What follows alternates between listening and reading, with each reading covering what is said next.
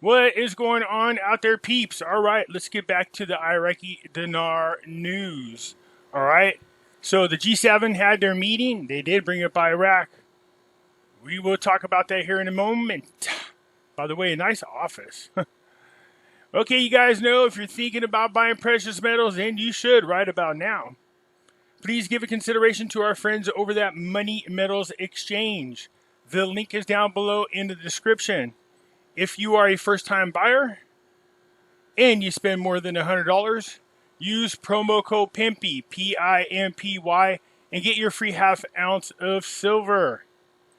Okay, we're going to get into the news here in just a moment, but I was going to bring this up earlier and I just kind of spaced it. So anyways, you guys, I want to give a shout out to everybody that we did this video right here. They said from my platform here. They said let's get out Jeff, the Dinar investor, get his butt out of trouble. For those who don't know, he allegedly, according to Benny, had put out his phone number and had his subscribers harass Benny.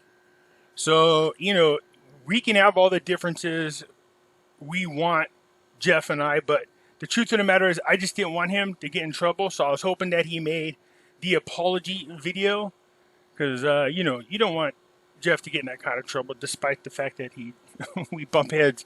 But again, you know, I was giving him a shout out saying, hey, Jeff, just do the damn video. So a lot of you told me that you did bring it to Jeff's attention. So I just want to say thank you to the subscribers. He is a contributor to the community, good, bad, or ugly. It doesn't make a difference. He is a contributor. So I want to thank you guys for taking part in that. At least we got the word to him. Whether or not he acted on that, I don't know. Okay, so you guys know already. So I did a video on the QFS system, which was down here. This is me going back and responding to the comments. It was up originally, and then it was taken down for review for whatever reason. Anyways, it is back up for those of you who started to or are interested in me going back and responding to the comments from that. I just wanted to put that out there because a lot of people did not know that. All right, says, okay, let's get into news. So the dollar is fallen with the closure of the Baghdad markets. As people start to lose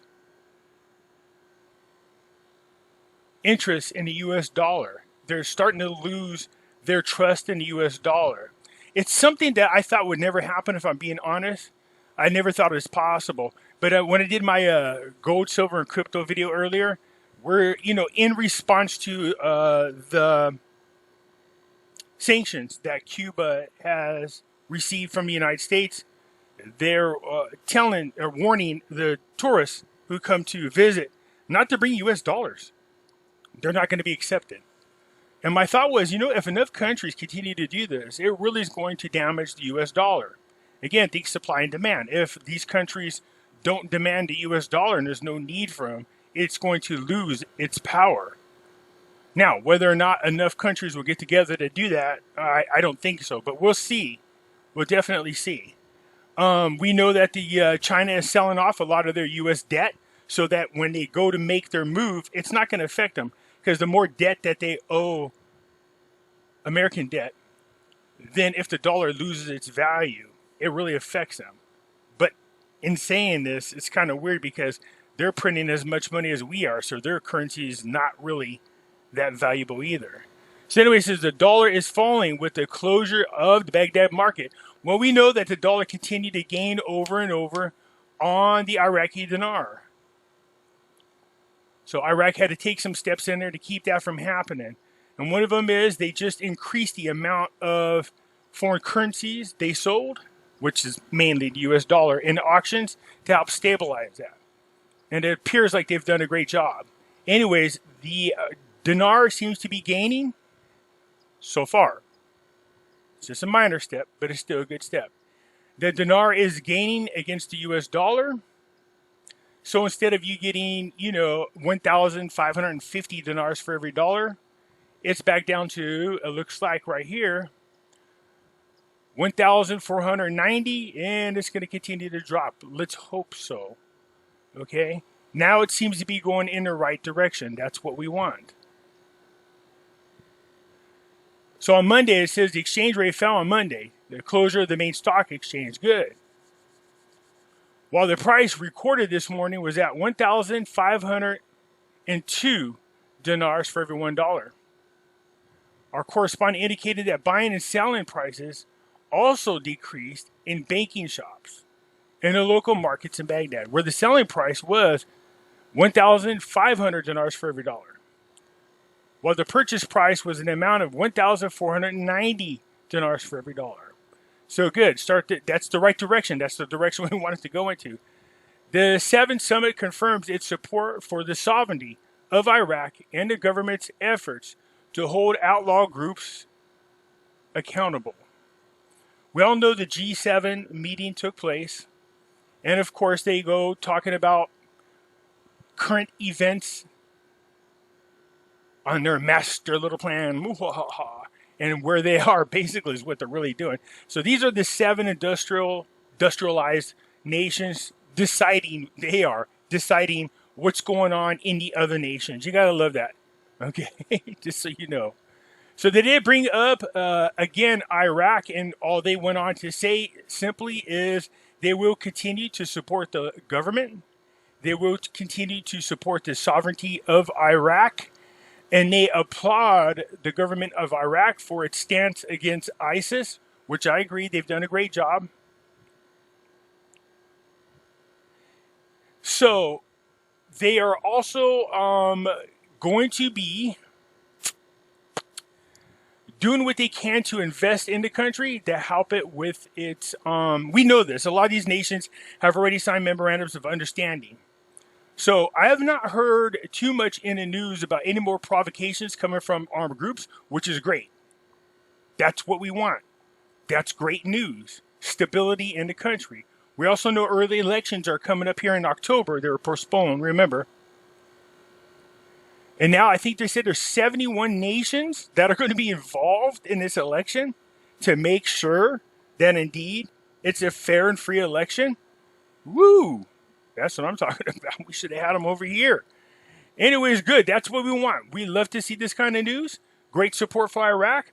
Praising Iraq. Iraq's doing a great job. We're seeing stability again. That plays a key role in the development of the country, but also it affects the Iraqi dinar. Okay? This part I just don't understand. So parliamentary finance, the KRG, will sue Baghdad if it does not send the budget this month. So they're not sending the money. We've heard so many times that they have. I remember a few months back when Al-Qadimi and Talabani and Barzani had agreed on all the principles. There was no issues. But then the political blocs had gotten in the way. So this is part of the Iraq Constitution. I'm not even sure how they passed the 2021 budget without having this agreement in place, considering, again, this is part of their constitution. But anyways, so Kurdistan's leaders or some of their committees are saying, look, we're just going to sue you if you don't send the money. It says there are no problems or obstacles left in the way of implementing the paragraphs related to the Kurdistan region's share of the federal budget for 2021. Sounds to me like they have everything ironed out. If the paragraphs of the Kurdistan region are not implemented in the budget this month, this indicates that the federal government does not want to implement those paragraphs and intends to delay them. If these paragraphs are not implemented, the Kurdistan region's government can resort to the federal court and file a complaint there because the budget is a law and a deputy are in the duty to be implemented by all parties. And I agree with that. And they're not really saying what's going on. Last time they said they sent the money and it got stolen, and then they wanted to do an audit, and they were going back and forth. So Talabani wrote in a tweet, "We are very close to a final agreement on the mechanisms for implementing the budget law.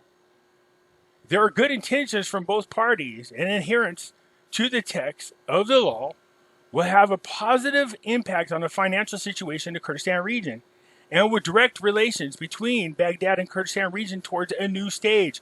This is good. They really do need to get this ironed out. The two files concerned the Kurdistan Regional Oil the non-oil revenues. That is their two concerns.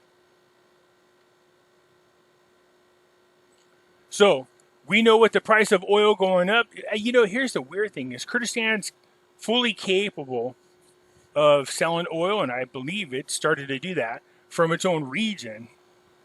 And I know that's something that Iraq doesn't want. They want them sending them the oil as part of their agreement, not all of it. So anyways, so we're still waiting for this to get approved. I do know it's part of the law.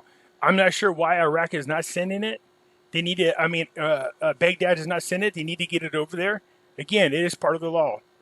The Minister of Finance discusses with the French ambassador cooperation in the field of investment. And this is another good thing. Look, we really do want outside investors coming into Iraq. I said it many times and why. So this is great news. The Minister of Finance, LBRY, discussed with the ambassador of the Republic of France in Iraq and his accompanied delegations, cooperations in the field of investment and mutual support between the two companies. Basically, they spoke about the same thing that they always talk about. How can we support one another? And how can we invest in one another? Okay? So I know countries are eager to get in there because Iraq is the gateway into the Middle East, but we definitely need to make sure that they stay stable. There started to be a little disturbances here and there with missile launches and protests, but those things seem to have quieted down. So that's a good thing. That's what we want. We want them to stay quiet. Let's get people back to work.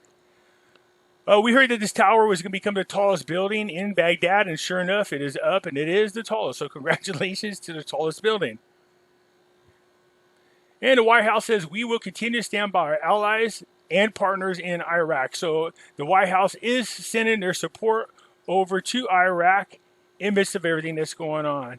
So it looks good, you guys. We want outside investors in there. We see the Iraqi dinar gaining against the dollar. Again, it's only one day. We see other countries eager to come in and invest.